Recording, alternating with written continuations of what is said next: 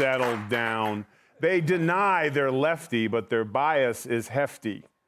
According to a new study, late-night TV shows in 2025 got even more left-leaning, if that's even possible. In fact, only 2 conservative guests appeared across all the major shows, and one of them was Greg, who appeared on The Tonight Show with Jimmy Fallon. Here's the cold part. Having Greg on the couch was a huge boost to the show's ratings, and appropriate since he needed a huge boost to get up on the couch.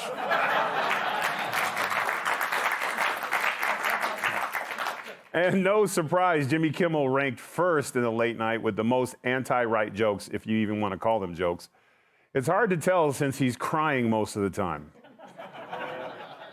Meanwhile, The View, Greg's favorite show, featured 348 guests, and again, just 2 of them were right-leaning, and one was mostly liberal, Cheryl Hines. They ganged up on her so bad that RFK Jr. went against his belief system and demanded Cheryl get vaccinated to prevent her from catching resting bitch face.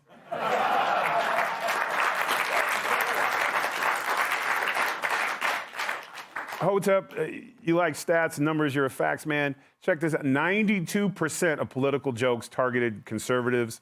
Liberal guests also outnumbered conservatives nearly 100 to 1. Are you surprised by this? America runs on conservatism, right? It's like Dunkin' Donuts, right? America runs on Dunkin'. Yeah, it's the same thing.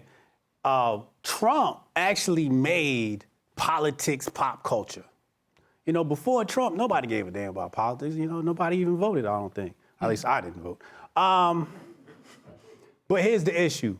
The left wing runs their organization like a crime syndicate. Blood in, blood out, right?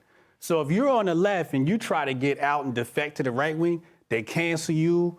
They call up your 7th grade teacher and find out what you stole. They pull up all types of old information on you. You get canceled. You can't make no money. You're back on the unemployment line. So being a leftist is high risk, low reward. I'm just being honest. No, that's as real as it gets, yeah. But they like, people are trapped. Like, I feel bad for celebrities because they can't come out and actually speak what they think. Because a lot of them, they be in my DMs like, yo, I like what you're saying, da-da-da. But they can't come out and say it because the left will cancel their entire career. So that's why you're seeing what you're seeing is because they got them in a gulag of some sort. You know what, it's funny because it used to happen to me all the time. I used to go back to California before they ruined it. And I used to go to Gold's. That was my favorite place in Venice Beach. And I walk in there, and brothers come up to me like, "Hey man, I love what you're doing on the show." And I was like, "Hey, would you want to come on?" He was like, "Oh hell no, I got 3 auditions this week, brother. I got this and that. I got an endorsement deal. I can't. I'm sorry, but you keep doing you." Gold's Gym. Talk to you later. Yeah, yeah. Your name's on the wall. Yeah, I worked. I set a few records over there.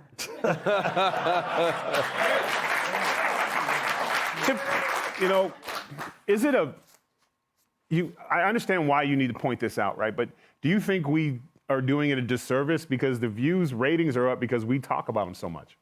That's true, and probably their guests are left-leaning because that's where the body weight of the cast is distributed. But, you know, The View doesn't really bother me. It bothers me that these legacy late-night comedy shows that used to be for everyone have become very left-wing because that's what the left does. They kick out all dissent, to piggyback on Hotep's point, and it's not just conservatives, it's moderates and 90s liberals that are not welcome there either. If you only think there's 12 genders, you're a Nazi to the far left. And the crazy thing is, a lot of conservatives are still watching these shows. A lot of conservatives are still participating in these institutions. Stop giving these colleges your money. Do what I do when one of those panhandlers in a Santa suit asks me for money. I say no. All right.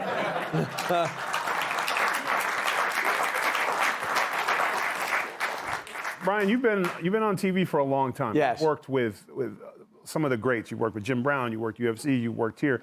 You've worked with everyone. Yes. It didn't always used to be this way. How did it get this bad? Well, put it this way: when Jay Leno was equal, you know, he would be insulting. You know, if he was out there, he'd be insulting Republicans, Democrats. He'd make fun of Bush, but he would always balance it out. So you'd watch it. SNL. You watch some old SNLs, they would balance this out. They used to make fun of Al Gore and George Bush equally, and it made it fun for everybody. But right now you watch and you go, I just feel like I'm watching a political show. I mean, one of these guys, I don't know, oh, it was Colbert, had Elizabeth Warren on for 3 blocks. I mean, can you imagine Johnny Carson having a dull ideologue senator on for 3 blocks? You know why? Because he wanted to make sure Mondami won the mayoral election. That's not the goal of a late-night host. You kidding me? Jack Parr, Johnny Carson, Steve Allen, these guys, you think they care about people getting elected? Their goal is to entertain this audience. That should be the only goal. And I don't get it. I looked at the ratings. Colbert, a 2.4. Kimmel, 1.7. Jimmy Fallon, a 1.2. And Jon Stewart, a 1.3. These guys are not without talent. But like I think you said, they're boxed in. For some reason, they feel as though they can't go. This guy Mondami's a communist. I wonder if he's going to make us give up all our clothing and our, I just think that they should just start. John, the only person who could do it is Jimmy Fallon. Jimmy Fallon could probably just start tomorrow and just start equaling, watch his ratings double and just start going after both sides. You go after Schumer, go after Trump, and things will go up. I'm telling you. Oh, yeah. Yeah, oh, yeah. It'll work. You want to give any more advice to the competition? Yeah, all right. Is it? I mean, are you going to edit? Sorry about that. Yeah. I should really think that. You could always edit this out. No, I mean, no, it's all good. I mean, 3 blocks with Liz Warren. I couldn't. You want me to redo that? Yeah. No. You spoke your heart. How about this, guys? The only thing I'm going to redo is your intro. Like I tried. I tried to be nice to you. That was the nicest introduction I ever had. Hey, do the other intro. The one, where he's shorter than Greg. There you go. Yeah. All right. Not true. The trainer for the Stars here made a great point about how their ratings and stuff are in the toilet. But politically, they can get out of this, right? They are just committed. This is how it's going to be till Trump's out. I do think they could get out of it if they wanted to. They could take a step back and say the old Michael Jordanism, right? Republicans buy shoes too. That's why he was always very much, I'm not taking a side on things, because he knows that they can still fix this. And there's a real opportunity for it. They should see that in the American people. Only allowing one side doesn't benefit the conversation. It eliminates it. The way we become better and more fruitful as a nation is through a bit of rough disagreement. And you know what? Sometimes it's not easy to be on with a host and you push back on their premise or their question. But you can do that without being rude or bombastic. And so they should see that both ways, that if people push back on you in an interview, they're not coming after your family or your livelihood. They're showing you a different opportunity and a different side. There are good Republican conservative women like myself that would love to have more entertainment options and opportunities, but people alienate us because they think that we are so monolithic. If you allow other voices and diversity of thought, that's a good thing. And Hollywood should want more of that. I see there's a huge opportunity here. If they bring the right voices in,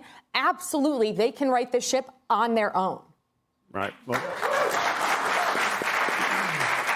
Well said. Yeah, sorry. Thanks a lot, man. Yeah. Before we go, quick reminder, the Planet Tyrus Comedy Tour is going coast to coast next year. So grab your tickets now at TyrusTree/Tyrus Smash. And up next, Trump puts his name on everything. Hey, Sean Hannity here. Hey, click here to subscribe to Fox News YouTube page and catch our hottest interviews and most compelling analysis. You will not get it anywhere else.